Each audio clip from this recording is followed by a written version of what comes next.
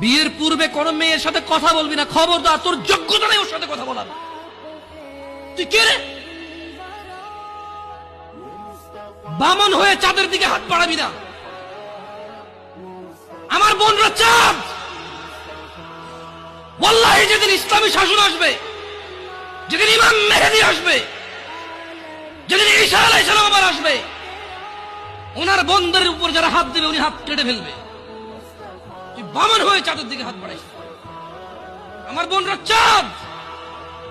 ইসলাম মেয়েদেরকে চাঁদ বলেছে আর তোকে বামন বলেছে। বেটা তুই বেটা ছেঁড়া খাতা শুয়ে লাখ টাকার স্বপ্ন দেখিস, বিয়ের আগে মেয়ের গায়ে হাত দিস। তোর সাহস কত? তোর সাহস কত? তুই জানিস না মুহাম্মদ সাল্লাল্লাহু আলাইহি সাল্লাম বলছে নেক স্ত্রী দুনিয়াতে যা আছে ওর চেয়ে বেশি উত্তম। তুই কি করে ওর গায়ে হাত দিস বিয়ের আগে? তোর সেই যোগ্যতা আছে বল?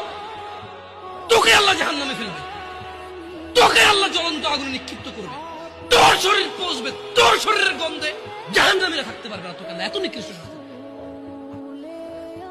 কেন? কারণ তুই এত বড় জঘন্য কাজে লিপ্ত হয়েছিস। আমারে বুঝাস না মেয়েরা খারাপ, মেয়েরা খারাপ। আমি তো এত খারাপ দেখি না। তুই কোথায় তো খারাপ দেখিস? আমি তো দেখি তুই বেটা টেনে পড়িস মাত্র। তোকে আমি ছোট করে দেখছি না বেটা।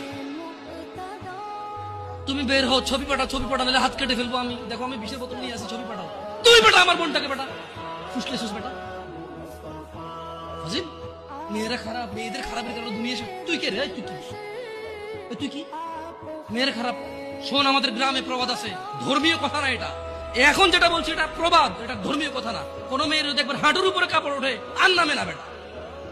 তুই উঠাইছিস হাঁটুর উপরে কাপড়, ও উঠায়নি। হাঁটু পর্যন্ত তুই উঠাইছিস আর এখন সে নামাচ্ছে না। তুই মনে করিস তুই বেঁচে গেছিস না? তুই মনে করিস তুই জিনাই জেনা না?